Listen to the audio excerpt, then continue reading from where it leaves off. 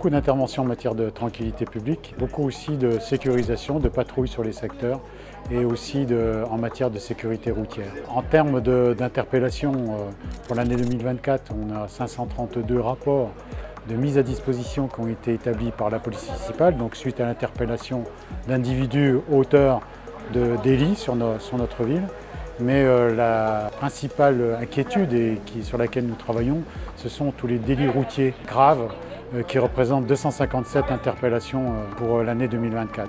La tendance 2025 en termes d'intervention est en augmentation. Si on compare par rapport à l'année précédente, nos premiers chiffres nous annoncent un nombre de 5500 interventions à venir sur l'année. Ce grand local est partagé en deux. Il y a une équipe de vie sociale, un espace de vie sociale. Et à côté, on y a adjoint effectivement un poste de police municipale. Pourquoi? Parce que Azania fait maintenant partie des quartiers prioritaires de la ville. Et en fait, c'est un quartier dans lequel il y a beaucoup d'insécurité liée à de la petite délinquance. Arrêter un petit dealer permet quelquefois de remonter une filière et de donner à la police nationale, avec laquelle la police municipale travaille en étroite collaboration, les éléments qui leur permettent peut-être de trouver un trafic beaucoup plus important et d'arrêter ceux qui se permettent de générer les gènes. On a envie que tous nos administrés soient bien, à quelque endroit qu'ils soient, de la ville de Montauban et pas que le centre-ville. Et vu l'importance de la police municipale, il faut pas...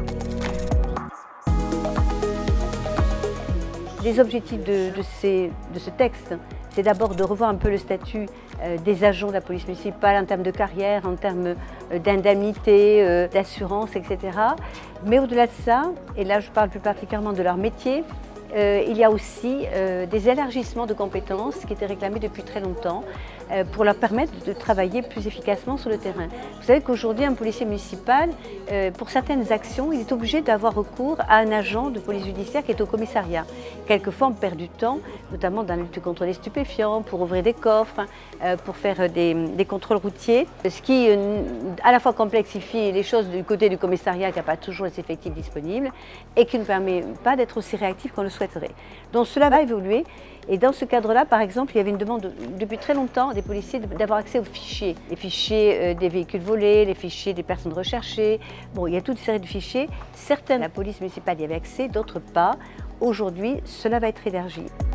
Pour la lutte contre le narcotrafic et la criminalité organisée.